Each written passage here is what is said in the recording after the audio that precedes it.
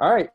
Well, first of all, I'm excited. This is the last day of the Digital Shift Summit that we put together, and we have Vlad here. Vlad is just a little bit about Vlad's background. He's one of the founders of Logic Inbound. He's also been recently featured on 425 Business Magazine for 30 under 30. And on top of that, his company has worked with dozens of businesses, helping them really figure out, to decode the SEO world. Like, how do you rank your business high in the search engines using SEO? How do you get traffic? So he's going to be breaking down the fundamentals and the framework of how you actually do that. What does that look like? So without further ado, I'm going to let you take it over, Vlad. Thank you. Welcome. Happy to do that. Happy to be on the Digital Shift Summit with you guys. I really appreciate it. I know you had my better counterpart, I like to say, hi, my partner on. So today, basically, what I have in store for you guys is the fundamentals of SEO. We're going to go over how long it takes, some of the nitty gritty, and then some good strategic stuff. So why don't we just dive in, and then after or during, you guys can feel free to interrupt with any questions. Always welcome. So let's start it off here. So basically, first things first, I will say, don't take my word for it, right? So, and that's, we got the Reading Rainbow guy here who has to watch, growing up. He was my one of my favorite characters. Basically, that's what he says. We got a lot of our research from Moz, Search Engine Land, Google itself, and those are my sources, by the way. You guys can feel free to ask me. For a lot of you really technical SEO geeks out there, feel free to basically ask me for direct sources. I'm happy to send them to you. At the end, I also send my blog information in there on the last slide. So happy to send it, happy to include that. The way we actually got our results is we didn't always listen to Google. Sometimes we did it on our own to test their hypothesis out. And that's kind of how I look at marketing. It's an experiment. And that's why I think the best results are actually from your own tests. I'm confident because of my experience, as Alex stated in the beginning. And so I actually over here have a challenge for you guys out there listening. And this is also has a reward. If you've actually implemented all of my suggestions here that I'm going to talk about, I'm happy to give you a free 3 hours of my time for free, no questions asked, because that's how confident I am that my tips actually will get good results for SEO campaigns. So if I'm going through this campaign, you're like, man, I've done this, Vlad, I know this, etc., and it's not working, then come talk to me, because chances are there's something you messed up on, or one of these factors you overlooked. And if I'm wrong there, I'm happy obviously to adjust, because marketing's changing. But that's my challenge for you guys as you're listening in. And so let's do a quick little background on me. I know Alex has given you guys, a great 2 cents, about the 30 under 30 stuff. But me personally, I like to jog, by the way. That's why I put this picture in here. But I think of everything as an experiment. I think good business people, they can connect with others emotionally, but then also, that's the artist side, but they also got the science side, the math. And I'm a little bit about both. I love connecting with people to collaborate. This is my third business. I actually failed my way forward. And initially I thought Zuckerberg, Schmuckerberg, like I'm going to be so successful. Business is easy. Me and my cousin Hike, who was on, we had 300,000 downloads on the Android App Store. And, I was like, this is going to be a cakewalk, until I realized that you need to make money from your customers, besides just viewers. And then I was like, okay, well, that's a business to consumer, a B2C. Let me start a B2B. We started a B2B company. However, still, even then, we got into 15 brokerages in 5 different states, but it still wasn't enough for us for growth. So I said, let me start an agency, a marketing agency. And we ended up, Hike, my cousin, he's a programmer, very smart. So he ended up building a lot of custom software for basic different marketing processes, et cetera. But we ended up merging with an SEO agency. And that's how I got into this game about 5.5 years ago. So, yeah. So let's start with the basics over here. What does a good SEO campaign need, right? I would say number one, you should have an open mind for experimentation, because things are always going to be changing. Google's going to be coming up with updates, then they're going to revert back those updates the next day, et cetera, right? Next thing I'd say is consistency, consistent execution, right? You've got to have that experimenter scientist mindset, but you've got to keep it up. You can't just do one blog post. It's not, the early 2000s anymore. It does take quite a bit of work. And the nurturing, that's why I put a little picture of the baby here. You got to nurture it. It's a baby, especially if you just started your website or you haven't done a lot of work on it. The early days, you got to be patient. You got to celebrate the small wins. And this is kind of like the general mindset. But even more importantly, if you do really want to know, I put this in good old Lion King, Simba, remember the core of SEO, which are only 3 things: link building, and that's basically your reputation online, right? That's how other people cite you as an authority. That's how other people actually present you from their websites to yours. Content, that's number 2. And that's basically how the different text you've got on your website, what you read, what Google reads as well. So there's 2 different sections there that we'll go over. And then third, last but not least, is the technical element, which is where we're going to get to nerd out. Put your glasses on. This is, what the customer sees. This is basically all the little coding things that you may have done wrong on your website, the URL, page speed. So we'll get into the details here. So first of all, though, everybody always asks, Vlad, is it worth it? And if it's worth it, I don't know. It all depends, right? If you think that your ideal client is on Google and the market exists, then most of the time it is. And then the second question they would ask me is, how long does it take? So this one is an easy answer. And of course, it also depends on, have you done work before? Do you have a penalty on your site? Do you even know what SEO stands for? Or are you just starting out, just learning how to use the internet, right? Everyone's different. I like to compare it to weight loss. So on average, I say it takes 6 to 12 months, depending on the competitiveness and where you start. So basically, this is a client actually picture we have at the bottom here. And as you can see, they started with basically maybe like 50 visitors a day or something like that. And then over time, we got more and more traffic. Bring it in tomorrow. And then basically, the best part I would say is, as time goes on, if you put in the same amount of hours and the same amount of effort, you'll actually get higher and higher returns. So she had the exact same budget, and she, I think this was in 2018, so that's why I could use it. She actually has more traffic today, but that's 1,000 qualified visitors that she wants for the same exact budget from the start. So leads me to my next slide, right? So it's the 3 main things: link building, technical, and basically content, right? Those are the 3 main things you need to know. So link building, why is it important, right? And a lot of SEOs, by the way, they don't cover link building too much. They don't cover it enough, in my opinion. That's why I'm starting off with it. And so basically, first of all, what is a link, right? It's simply one website pointing to another website.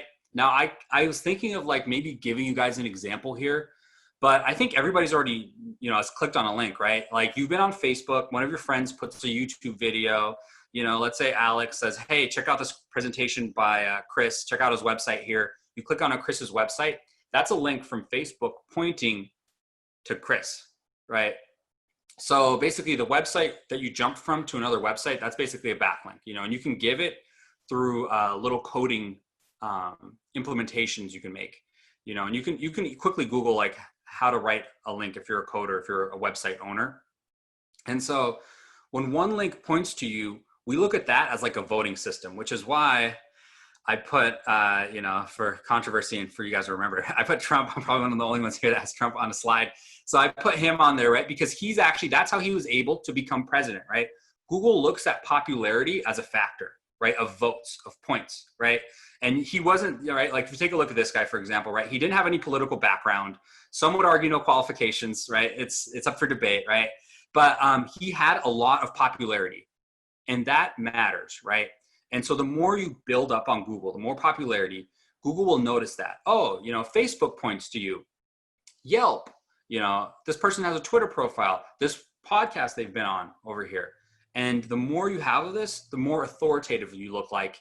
And I'm not saying you'll be president, but you can get great results. Now, the flip side of this, obviously, is there's no such thing as bad PR, right? Sometimes people think of that, right? Like if you think of link building like PR building, like what other websites can actually give you good results? You'll know that actually there is something that can really hamper your campaign, and that's if you get bad link building, bad PR, as I like to call it. A good link builder is like a good PR person. They want to actually strategically collaborate with others, get good mentions on the website. However, if you get bad links, that could actually tear your website down. It's called black hat SEO. Your competitors could actually even do this to you. Now, most of the time, they won't do this to you because they're too busy building up their building to focus on just one website. But you got to make sure that the website that you're linking from that is actually pointing to you, like Facebook, is a credible website and a legitimate one. Because if you just go out and buy links, that can really ruin you, and obviously, you guys know Bill Clinton over here, but it's not exactly the same, but I thought I'd have some fun with this presentation. So then the next question is, okay, Vlad, I know I need to get good PR, right? I know I need to get good links. And I know that, it's link building, technical, and content is important. And the link building, you say, is overlooked. So how do I do it? And so I put a good picture of a tortoise over here, right? Slow and steady. And people don't like that answer, right? Just like with weight loss, saying, hey, it'll take 6 to 12 months to lose your 20 to 30 pounds. Everybody wants everything overnight. In the SEO world, that is increasingly difficult, especially with everybody trying to spam and game Google. It likes slow and steady. It likes the tortoise approach. So I tell people all the time, try to build one great link a day. Send an email out to the New York Times, say, hey, I've got this new product. Would you be interested in covering me? Create a Facebook profile if you don't have one. Create a Yelp profile. There's a million social sites out there. The key thing is, though, if you want to really grade links by good to bad, you should look at niche relevancy and how powerful the site is. The reason being is, like, let's say, for example, we like to work with doctors. That's one of the things we like to work with. If Dr. Oz or the Red Cross recommends me to a doctor, right? They're very powerful, they're very well known, and they're niche relevant, right? Versus like a random stranger recommends me to a potential client, right? Obviously, the recommendation I get from a niche relevant person is going to have more weight. And so just like in real life, where if the referral partner, the person referring you or pointing to you or voting for you or endorsing you, has your niche experience, Google looks at it the exact same way. And then also obviously the power of the site, how much traffic does it have? How much history does it have, right? It doesn't take a genius to know that, if you get a website backlink from New York Times or Forbes, it's going to be more powerful than a random site. The key thing I think that most people overlook is niche relevancy. They think that if they simply just keep building Facebook backlinks and post a million times on Facebook, they're going to get somewhere. You're not. There's actually a decreasing cost.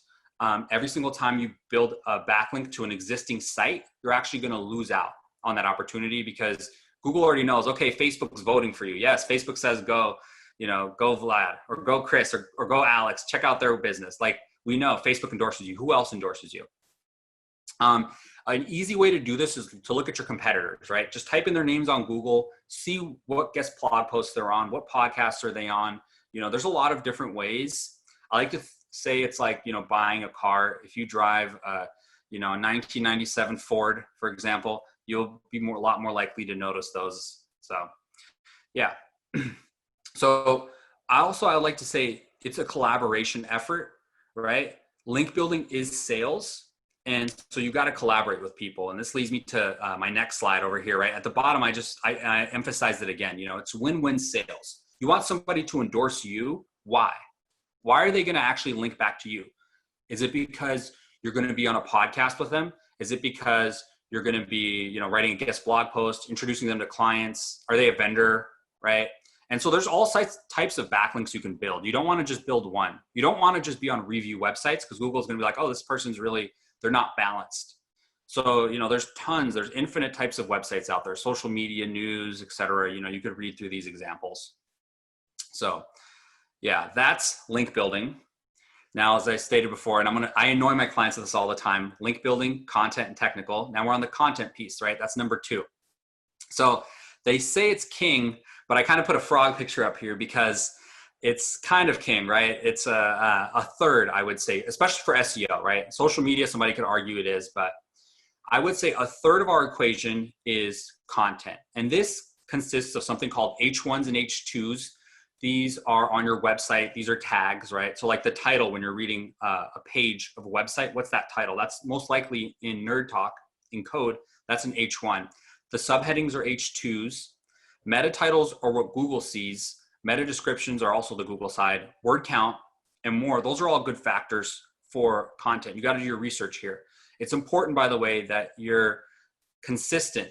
You know, just like in link building, I said, hey, be the tortoise, build one link a day, because over time, it'll just start giving you exponential results. Same thing with content. Try doing one blog post a week. So let's take a look at how this looks like in more details, right? So over here, I'm gonna move you guys over here at the bottom for a sec. So the main keyword of whatever phrase you wanna rank for, it should be in the beginning of your meta title. So if you notice that I said 1997 Ford Ranger for sale for link building, right? Like you're gonna remember sites that look like you and you're gonna notice links. So let's pretend you actually wanna rank for this term, 1997 Ford Ranger for sale. So if we look at Google, we'll see that the first 3 results, you know, the first 1 through 3 will actually have this meta title directly in there, right? Then the 4 through 8 results will have Ford Ranger for sale, but not 1997. So they're not a specific meta titles. Then if you go farther down, you'll just have 1997 Ford Ranger. It's not going to say for sale.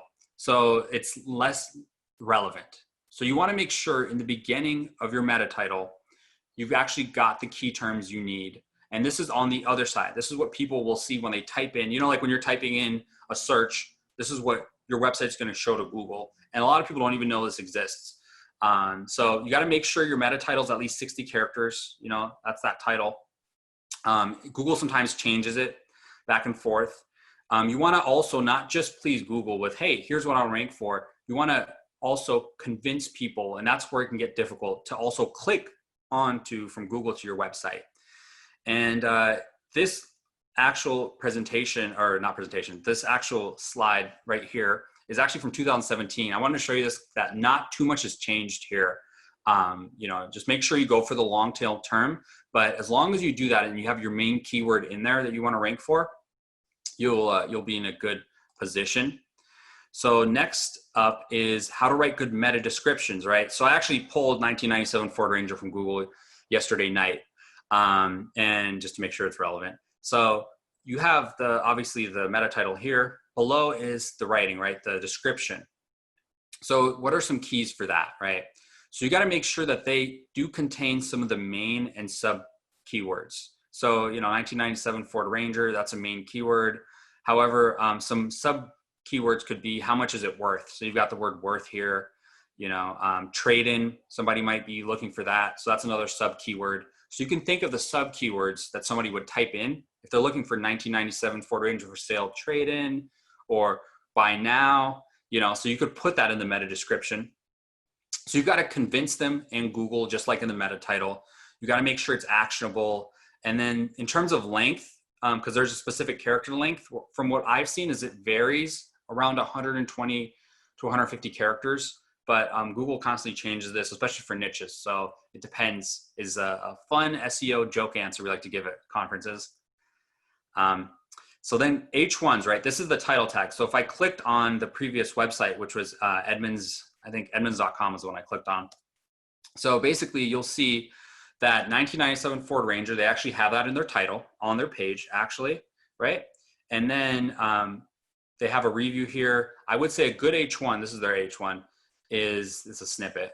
It makes people actually want to read the content, makes them want to engage. And then also it has the main keyword here, you know, and then it describes your on-page content length as well, right? So it'll give them like a glimpse of what are they in for, right? Now the H2s are basically the subtopics.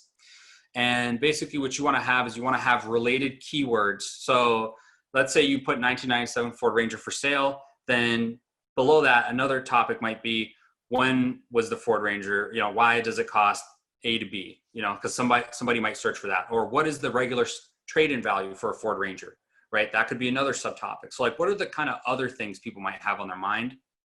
And you want to have it organized. So That's key for content. Last but not least, people always ask me, Vlad, what about length? Like I've seen people, accountants, like an accountant in Seattle, for example, put like accountant Seattle, accountant Seattle, accountant Seattle, like 50 times on their thing, thinking that if they spam Google, it'll know that, hey, this is what, you should rank me for. Now that's actually called keyword density. And that's actually counterintuitive today, but you should just make it sound natural. That's what Google likes. You can check your competitor's word count, by the way, on the top 10 results on the first page to see how long their content is, because that's how it varies. And so, it does depend. Some things are going to be shorter, like what's the time in New York right now or whatever, right? Google's going to have their own results, and then they're going to have, other websites up there. It's going to be really short answers versus like, how do you find life's meaning? How do you create a good presentation? So this is a bonus slide I put in because I had some extra time. And it's how do you rank in the knowledge card? Now you guys might not be able to see the exact, little text here, and you don't need to, but everybody knows sometimes there's like a little square with extra results in there. So like I typed in like contact Shopify, and then you have this result, and you can click on little knowledge card sections of Google. And that's actually not your website. Those are kind of the information that Google got ahead of time and voted on as being one of the best sources. And so they want to show that snippet to their audience. So I would say to do this, you got to use list items and tables in your content. It's got to be very well structured. And you got to make sure you actually have link building, because that's how you're going to get on the front page to actually rank for what's known as the knowledge card. And technical SEO is obviously a part of that. So you have to have this stuff down. It's a bit more advanced bonus content I put in there.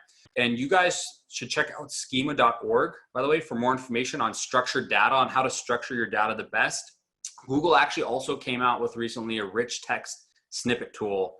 And that's how far I'm going to go in terms of the nerd industry. Until the end, you guys can ask me more questions. So last but not least, the technical part, right?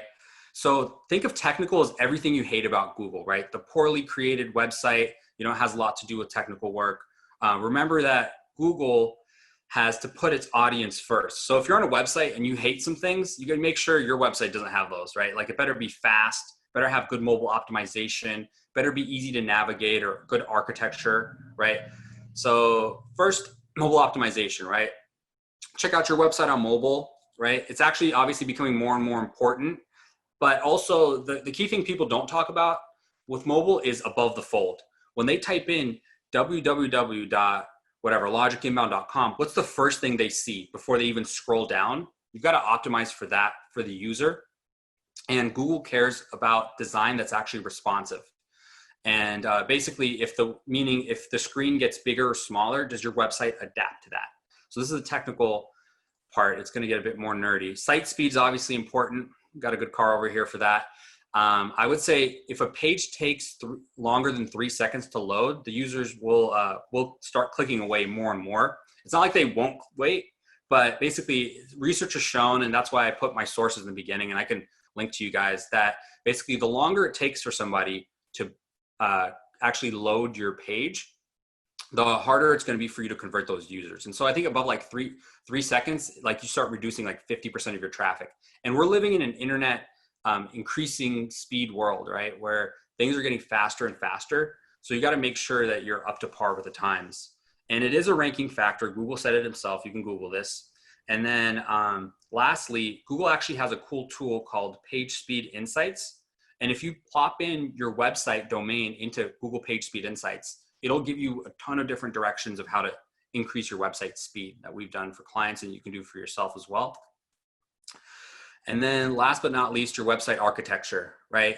You got to make sure that if something's important, remember the voting thing, right? People are all voting for your site. They're pointing, check out this homepage, right? That's why it's important for no more than one click away. Whatever you deem as important should be no more than one click away from your homepage. So then users can navigate to it easily. Google can crawl it easily. And then, there shouldn't be any broken pages on your architecture, no bad URLs. But anyways, guys, that's basically it. So to summarize it, what does it all mean? Remember, Simba, link building, content, and technical. Those are the 3 factors, just so you can be consistent And if you do these things, you'll be good. And if you pass my challenge, by the way, like I said, I'll give you 3 hours of my time for free, which I'm not looking forward to, but I fairly doubt that most people have implemented all these suggestions. So this is more about me. Questions you can find if you type in logicinbound.com/ the core of SEO. You can find this presentation and all my contact info. So yeah. All right. It was a blur.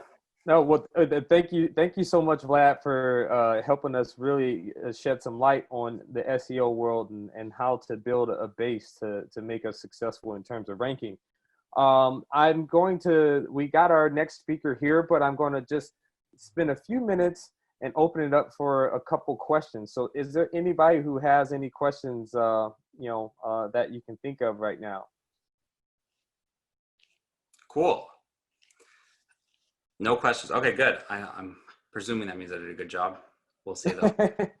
All right, good. It sounds like nobody have any questions. So I'm going to go ahead and close it out, and then we're going to transition to our next speaker. One more final call. Any questions or anything? I think it's the key thing to remember is it's fairly straightforward, right? Technical, link building, and content. And then if anybody ever has questions, they can check out the presentation and feel free to email me or send me a LinkedIn message. Yep. And in fact, one of the things I'm going to do today is get everybody's contact information, every speaker's contact information up on the Facebook group. So you'll be able to rewatch these videos, but you can reach out to the speaker if you have some specific questions about things that you want to get help with. So with that being said, again, thank you, Vlad. Now we're going to transition to the next speaker. So Trisha, are you on here? Have you been able to make it? Yes, I am here. Can you hear me okay? Yeah, I can. Great. I can. So our next speaker is Trisha. A little bit about her. She is an account director at a marketing firm, actually in the Seattle area, Davies and Dixon. She's a graduate of UNC, and she spent over the past 6 years just honing her skills on content marketing, writing content, and figuring out what should you be saying in your content that connects with your audience to get them to convert to being a customer, follower, building that relationship. And today she's really going to just break down how to create content that connects with your audience. So without further ado, I'll let you take the stage. Thank you so much. Hello. Thank you, Alex, for the kind intro. My name is Trisha Cleffy. I am, as you said, the account director at Davies and Dixon. We are a boutique digital marketing firm here in Seattle. And I've worked in and out of agencies for the past 6 years. I've worked in-house. I've worked on campaigns. I've kind of worked all over the map. But the overall connector there throughout my career until very recently was that I really worked in the drug policy reform and legal cannabis industry back since 2015. So a lot has changed. But when I first came on, and there are still some severe limitations to what's available on the marketing end for legal cannabis, you can't do Google ads, you can't do Facebook ads, you can't do Instagram ads. You might get a few through, but they can be taken down at any moment. So you really can't rely on those as a marketing channel. And so those limitations really allowed me to see the value and the power of a super strong and sophisticated content marketing strategy and what that can do for a company. And now that I am a little bit more in the mainstream, I service all sorts of clients, from e-commerce food products to kitchen and bath showrooms. And content marketing, a sophisticated content marketing strategy, is still vital and one of the best marketing investments that I believe most companies can make. So let's talk a little bit about content strategy. I think by now, a majority of business owners understand the importance of SEO. Vlad's talk highlighted the need for a good SEO strategy and foundation. So I think a lot of business owners are hip to the idea of search engine optimization. They understand that they need to be showing up online where their consumers are, when their consumers are searching for them. And I think a lot of business owners by now have either been told or they've done their own research and are aware of how blogging can be beneficial to your SEO score, to your SEO practices. And so I think there's a lot of business owners that intuitively understand that right now. And I think a lot of people are probably paying somebody or using their own time to write multiple blog posts during a week or a month. And maybe they're seeing increased traffic to their site. Maybe they're seeing, more people showing up there, but what does that really mean for their bottom line? What are those blogging efforts doing beyond sending more traffic to their website and boosting their SEO score? So traffic is really a vanity metric, right? You can have 1 million people show up at your site, but if not a single one decides to buy anything or get in touch with you or stay in touch with you, what's the point?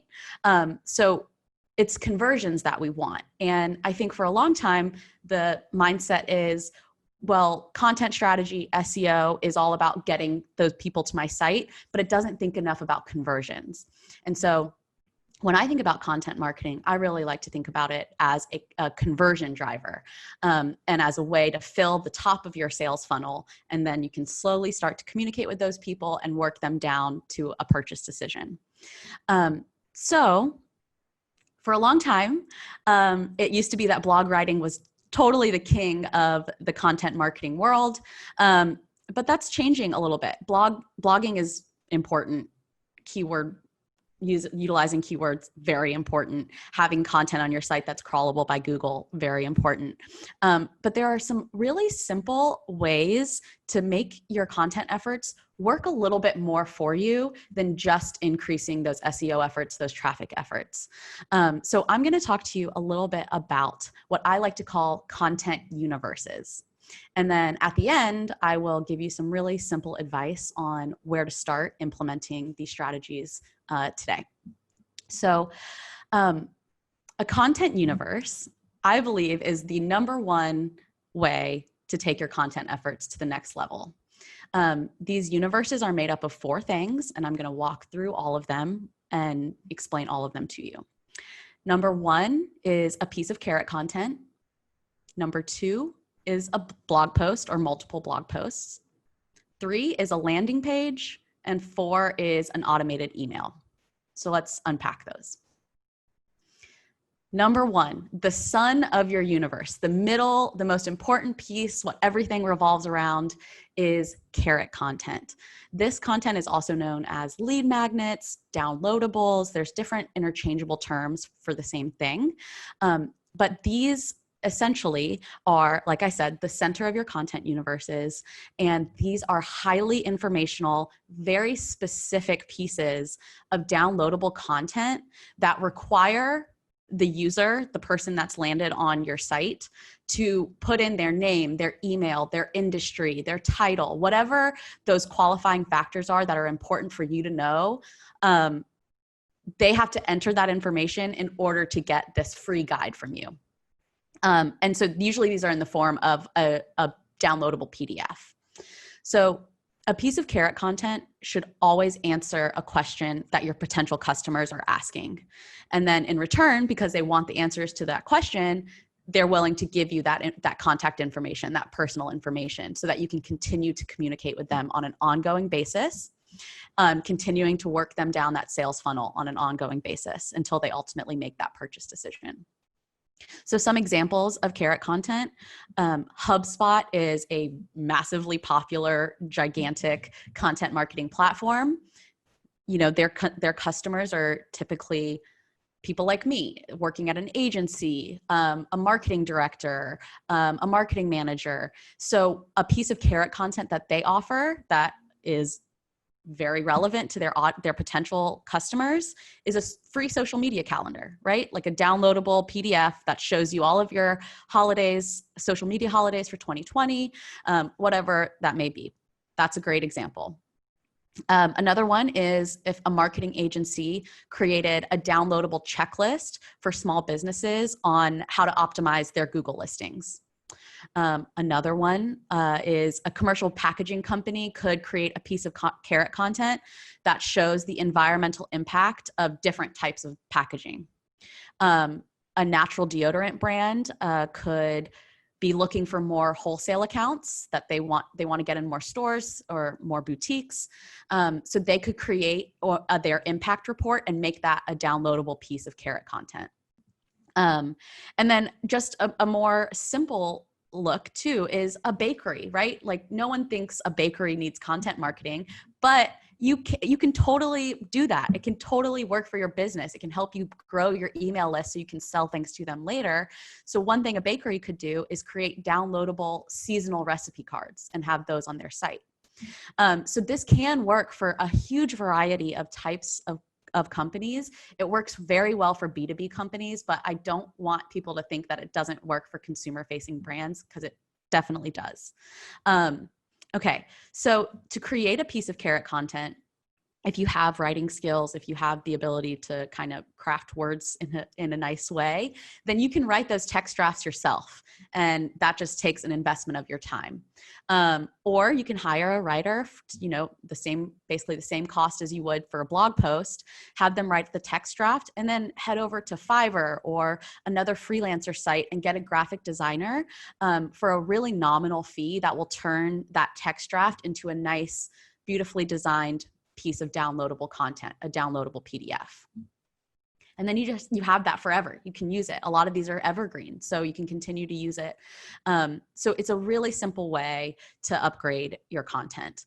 And I'm going to tell you now how you get that on your site. So blogs, still important. I argue that they are they're not as important. You need some more sophisticated layers to your content marketing strategy.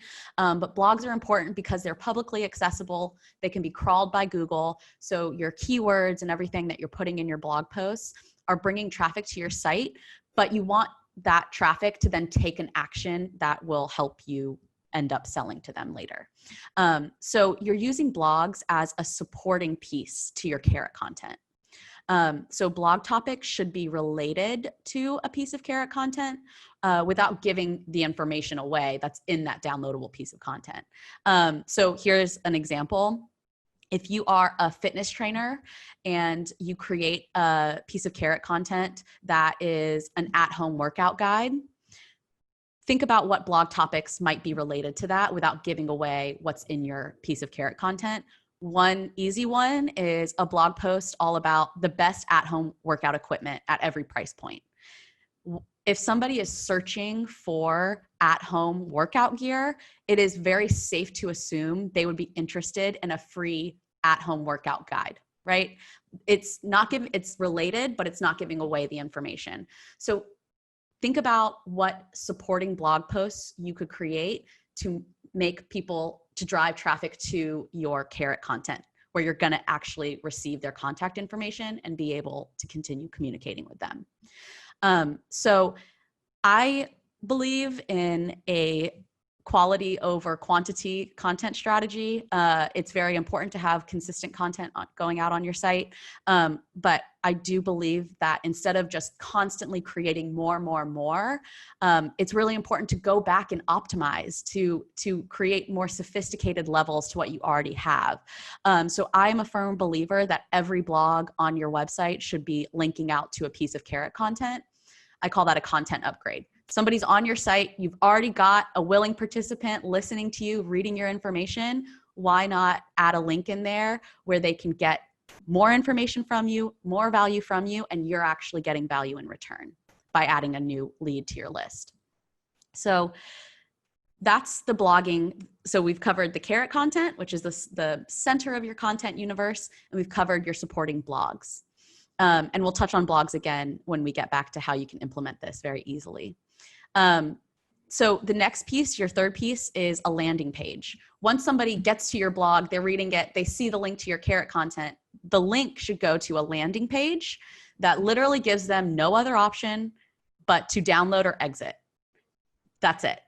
So they have your landing page should be pretty simple. You don't have to go crazy. It should just have copy that explains what's in your guide, in this guide, including with some bullet points of what's in there, kind of some fascinations, make people excited about downloading it.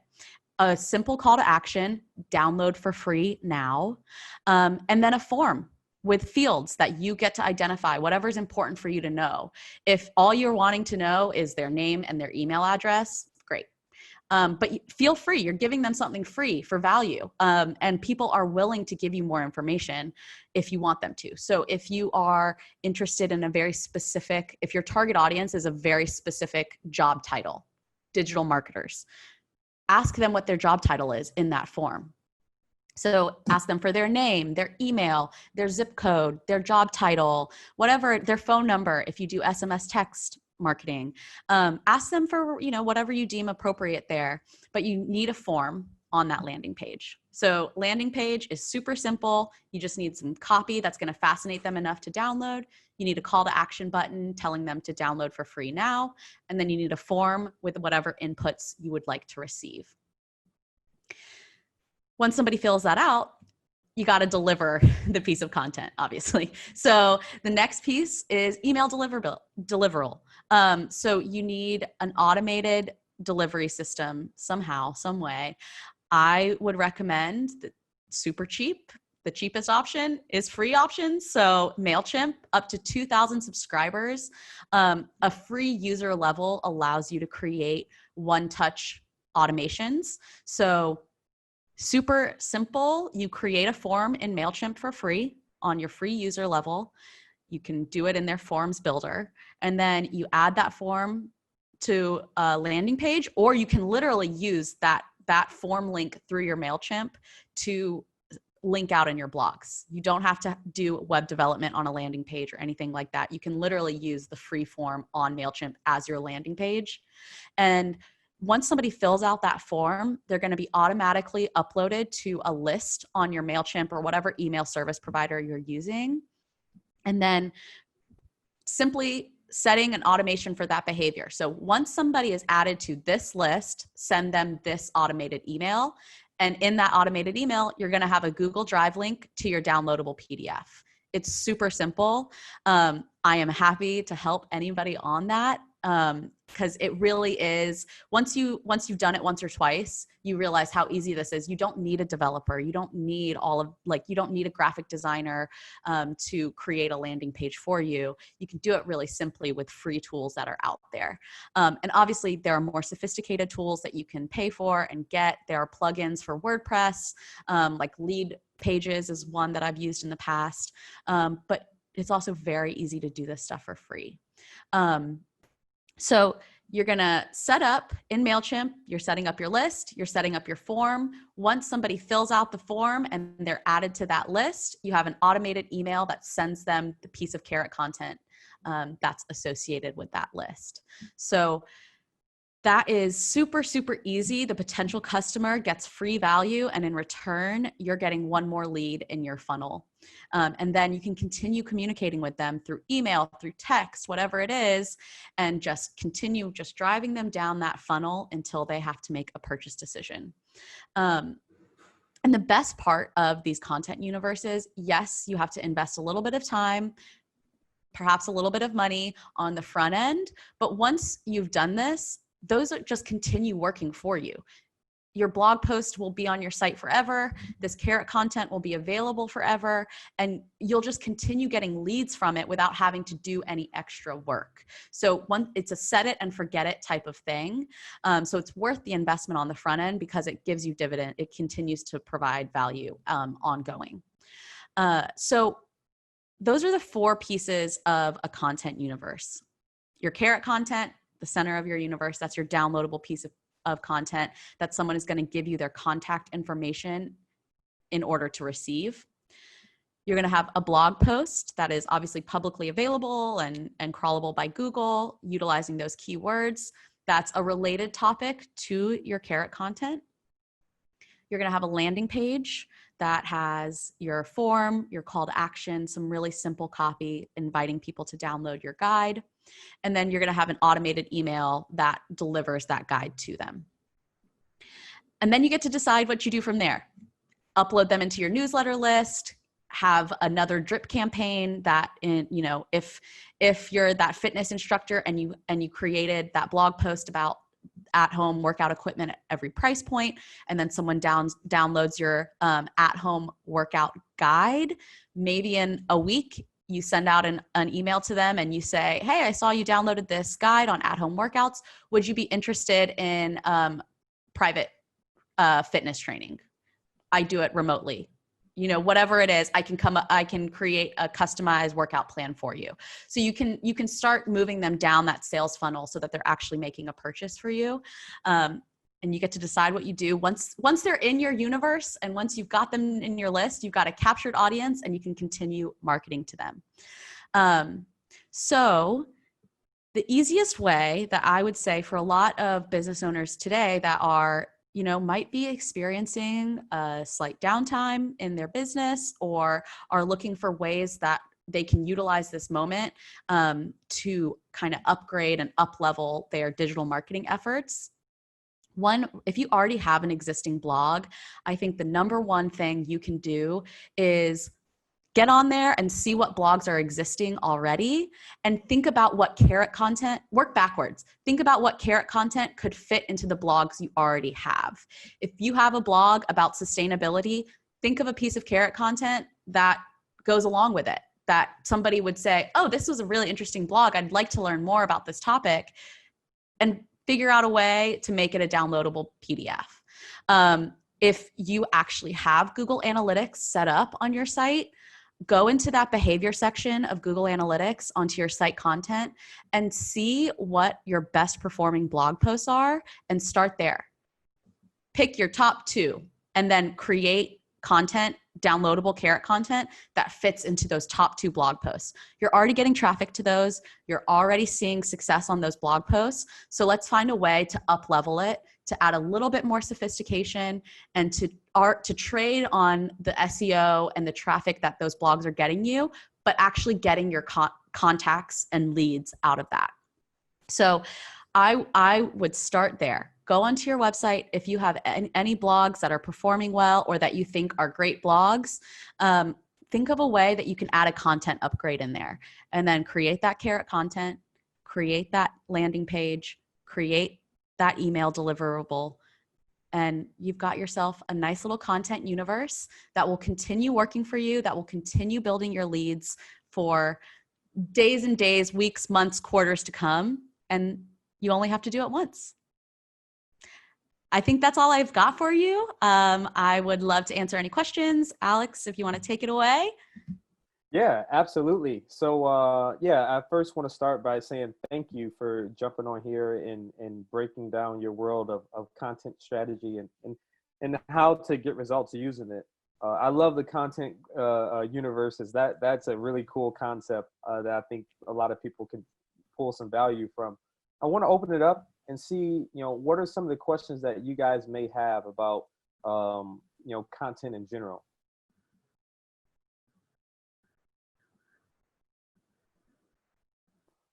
And if not, I guess I could start with the question. Sure. So one of the questions that I want to ask is, what I've seen a lot of businesses struggle with figuring out what to say to, in their content. Do you have any advice on, companies that are just a little confused with where should they start? What should they start talking about when they're trying to connect with an audience? Yeah, absolutely.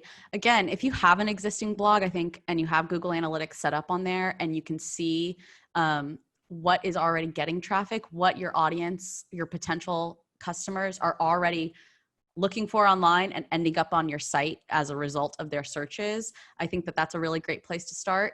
If you are not there yet, one way that I have found to be very successful is to talk and listen to the customers and then create content.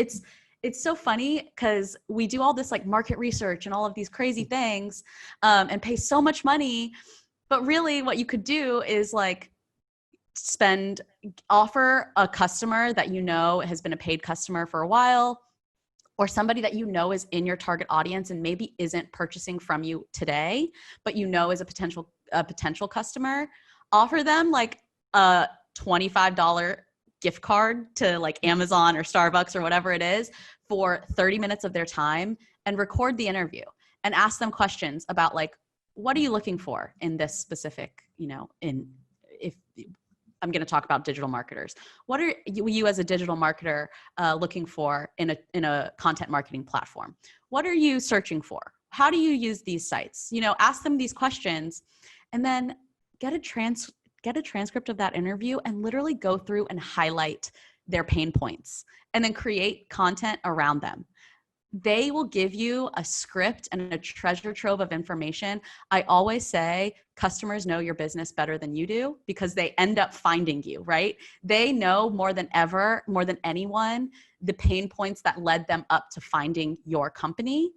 And so ask them those questions. What were you experiencing before you found whatever the platform is, whatever your product is? What have you tried in the past, and why didn't it work? Why were you looking for another provider? Ask them those questions, and then literally go through with print it out, take a highlighter, and literally highlight those. I call them aha moments. Thank you to Oprah for that. But those moments where you're like, oh yeah, that totally makes sense. I should write a piece of blog. I should write a blog post on that. I should write a piece of Carrot content for that. You will find those like treasure troves of information if you just take some time to interview either your existing customers or customers that you know are in your target market. I think you're muted, Alex. I muted myself and I forgot to unmute myself. No worries. Yeah, thank you. Thank you for sharing your insight on how people can really just get started with writing content and pulling things together. Does anybody have any other questions or anything? I do. Hey, thank you very much, Trisha. Yeah. So I'm a big believer. I try to humanize a lot of marketing. I think a lot of what we do is we talk at customers. We don't start conversations with them. A lot of websites are me. This is what I do. Mm-hmm. And how do you balance? You made a key thing about balancing this idea of content versus SEO, right? How do you write things? Because you got to look for keywords that are going to appeal to Google and all those search engine strategies. Then how do you also kind of balance the two, or make it more relatable and relevant to the clients as far as being more human in how you engage with them? Yeah, definitely. I think obviously keywords are so important. It's what SEO sort of is built around. I don't start with keyword research. I start with customer insight, and I start with like what I know about the customer and what the answers that they're looking for, the topics that they're interested in. And then I do keyword research. So I start by trying to understand what the customer wants, and then back into the technical sort of SEO optimizations. So I don't actually start with keyword research. And I do think that is extremely, has had a positive impact, just switching that mindset in my own brain as a content marketer.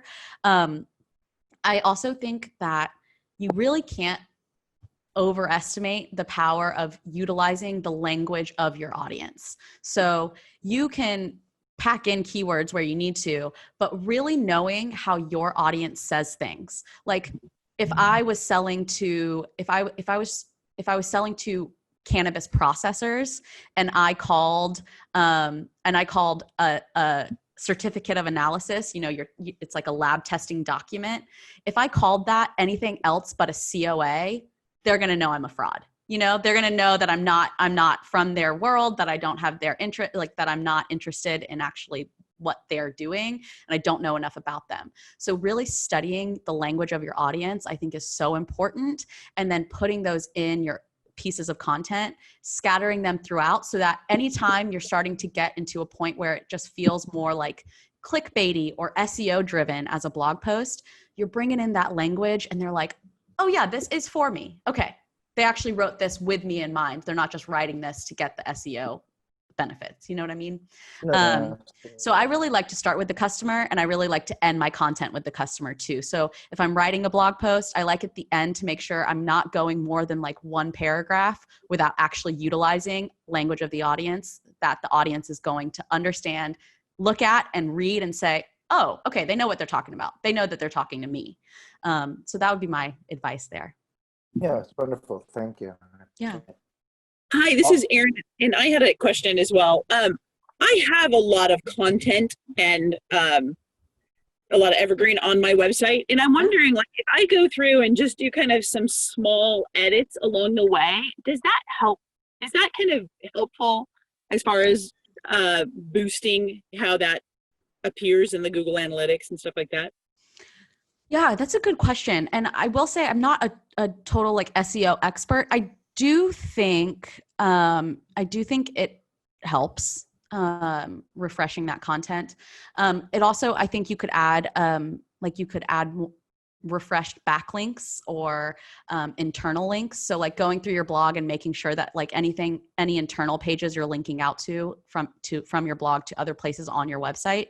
So if you're talking about a certain product and you hyperlink it to go to that product page, just making sure you're going through and ensuring that those pages still exist, updating those links, those internal links and those external links where possible. I think that's super important.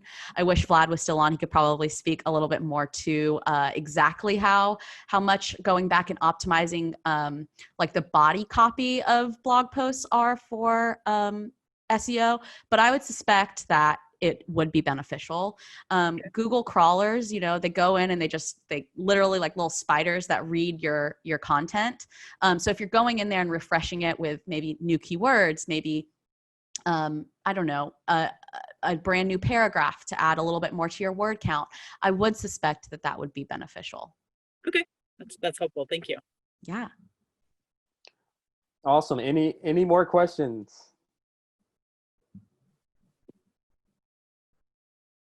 All right, cool. So we're going to go ahead and wrap up. This is the final session of the summit. We're planning to evolve this into a group where it's going to be a resource center for people that are business owners that are looking to make adjustments and shifts. They'll be able to, most likely, if you're on here, you're already a part of the group. But yeah, it's going to be a resource, a place where you can come and either connect with, potential experts that you want to work with, or, just ask some simple questions. This video or this event today will be recorded, so it's going to be posted on the Facebook group later today, as well as if there's questions and stuff that you have, don't hesitate to post them into the group as well. So yeah, thank you guys. Thank you, Alex, for doing this. So you've had a lot of really great content. This is Erin Andrews from Indie Chocolate. And we are able to socially distance at Indie Chocolate. So if any of the presenters or this group or so ever would like to be meeting in person, we can socially distance at Indie Chocolate in Pike Place Market on Western Avenue. Awesome. So I will throw that out there for those, because I've been wanting to kind of create more of my tribe of people that are doing things in business. So feel free to go ahead and reach out to me through the Indie Chocolate pages on social media. I would love to make that available to folks that are interested. Awesome. Thank you for sharing. And almost before you get off, Trisha, what is the best way for people to get in touch with you as well? Yeah, feel free to email me. My email is just my name, TRICIA @Davies, DAVIES, and Dixon, DIXON.com. You can also Google Davies and Dixon. That's the name of our agency. And I'm going to type it in the chat now just so people have it. And I think, Alex, you said you were going to share it too on the Facebook group.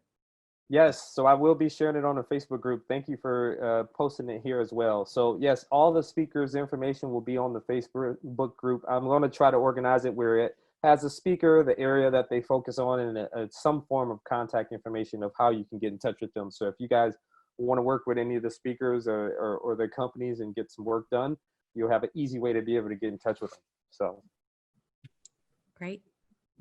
All right.